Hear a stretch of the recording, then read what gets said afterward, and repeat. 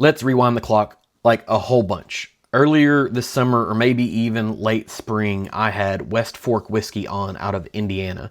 And we talked about a lot of things, but very specifically, we talked a lot about their Old Hamer brand.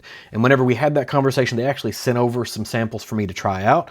And I've drank these. Now it's an opportunity to talk about what it is that it tastes like. And we're going to talk today about the Old Hamer 10 year.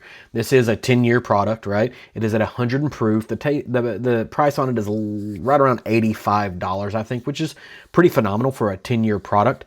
But they've been kind of building out their flavor profile for quite some time, and we want to talk a little bit about what it does. Now, I do tastings 3 different times over 3 different days with 3 different sets of glassware, try to eliminate any environmental influence. Now, the first time through, the nose on this is corn cob jelly. We'll come back to that in a minute. The palate was Mexican vanilla and vodka.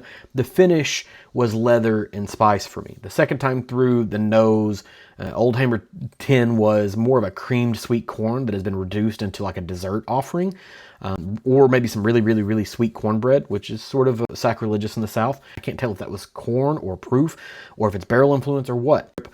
Corn milk whenever you cut corn off the cob to make fresh corn on the cob. Now, I want to go backwards, right? A family member tried to make it, and basically you're putting corn cobs into a syrup type mixture. You're boiling it up, and then you reduce down the syrup and make a jelly out of just the syrup. There's not actually pieces of corn cob in it, but it's like a really distinct, super sweet corn flavor that isn't quite like corn syrup. It's like a whole other flavor profile. Maybe it's a little bit more earth to it. Overall, this is a really interesting bottle.